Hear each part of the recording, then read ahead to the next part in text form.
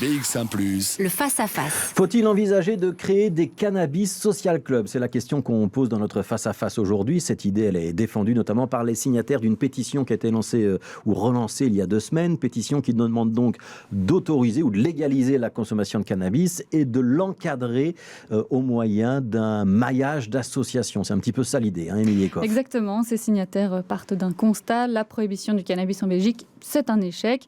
Le marché illégal du cannabis engrange chaque année plusieurs dizaines de millions d'euros en Belgique. Il entraîne de la criminalité et pourtant cela ne décourage pas les consommateurs.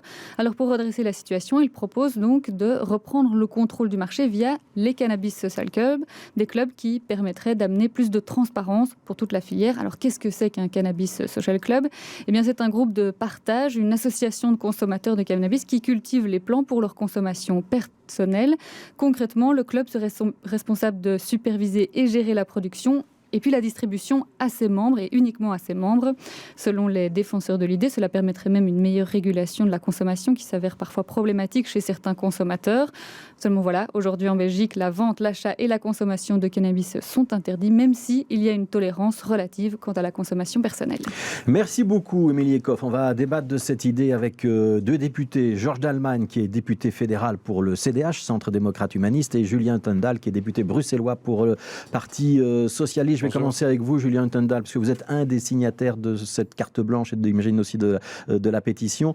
L'idée, c'est des cannabis social clubs, c'est de couper l'herbe sous le pied des dealers, c'est ça?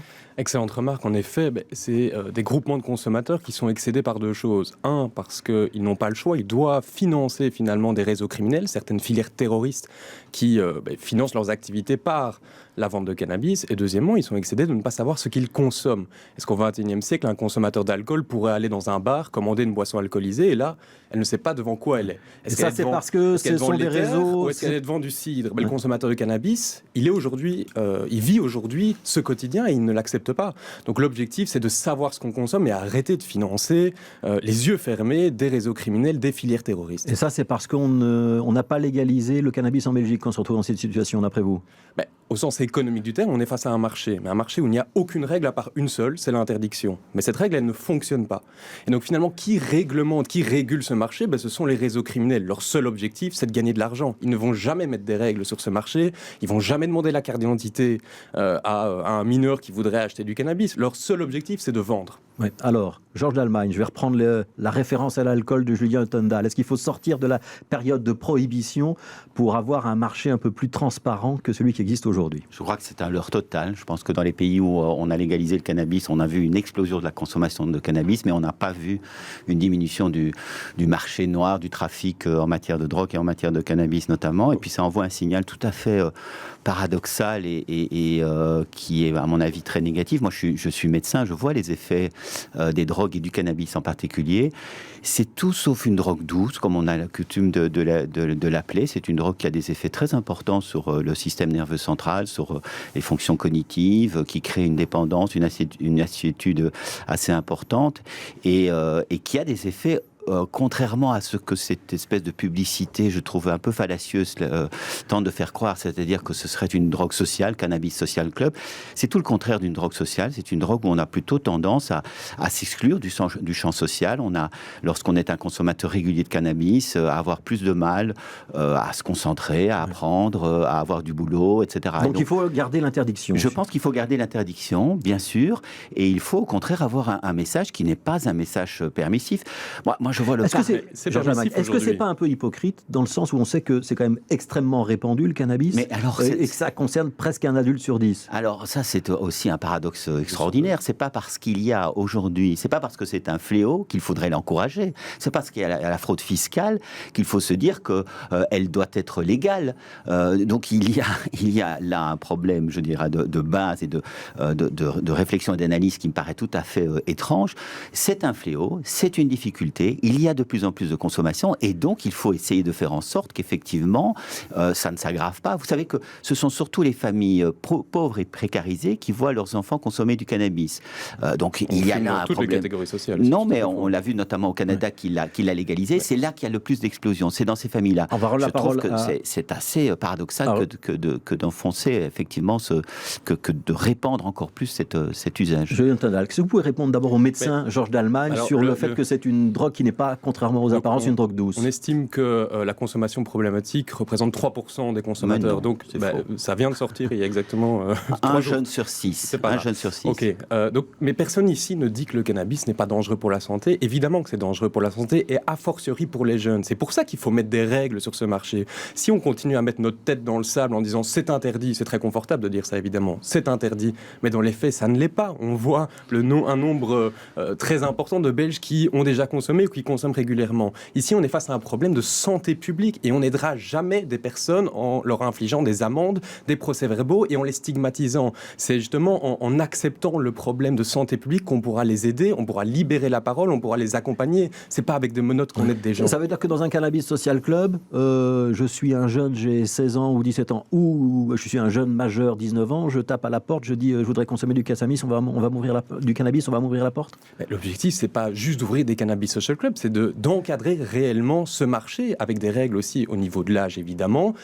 Un refinancement du secteur de la prévention et de la réduction des risques. Aujourd'hui, on dépense des centaines de millions d'euros. On est en pleine austérité, on n'a pas d'argent, mais on dépense quand même des centaines de millions d'euros pour enquêter, pour saisir, pour juger, pour emprisonner, et donc pour continuer finalement ce système qui fonctionne depuis des décennies et qui n'a jamais atteint ses objectifs. Donc ici, l'objectif, c'est évidemment de travailler sur la prévention, évidemment de travailler sur la réduction des risques, mais on n'y arrivera jamais si ce principe de base de l'interdiction ne disparaît pas.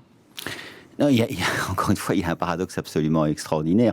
On vient, à l'initiative du CDH, au niveau du Parlement fédéral, d'interdire totalement la publicité pour le tabac. Et en même temps, j'entends le PS, et avec l'appui du PS, et en même temps, j'entends le même PS qui fait la promotion de cette drogue, de ce cannabis. On interdirait également la publicité pour le cannabis, comme on devrait l'interdire pour l'alcool. Elle n'existe pas aujourd'hui. Vous êtes en train de la faire. Vous êtes en train de la faire. Vous faites une grande campagne de promotion, vous écrivez des cartes blanches. Je viens de dire que le cannabis est dangereux pour la santé. Mais je dis juste qu'on doit être cohérent. Et là, on est face à un 3 poids 3 mesures entre l'alcool, le tabac et le cannabis. Allez, Georges d'Allemagne. Vous trouvez que c'est cohérent de dire que c'est dangereux et d'en faire la promotion? Moi, je n'en fais pas la promotion. Mais si, vous écrivez des cartes blanches.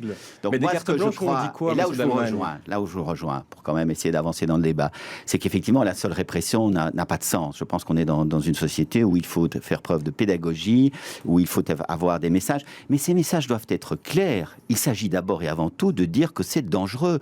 Vous savez, moi, je connais des jeunes personnellement qui, effectivement, aujourd'hui, sont exclus de la société à cause du cannabis, ont des problèmes de schizophrénie, ont des problèmes de psychose à cause du cannabis.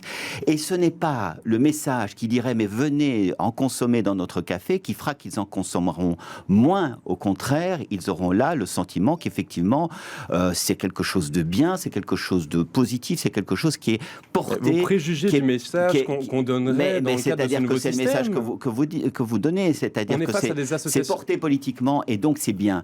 Et donc je pense qu'il faut faire attention, il faut être extrêmement prudent. Quand j'entends par exemple que ça va être bien encadré, qu'on va regarder quel sera le taux de THC, qu'on va avoir des psychologues et des médecins, ça montre à quel point ce produit est dangereux.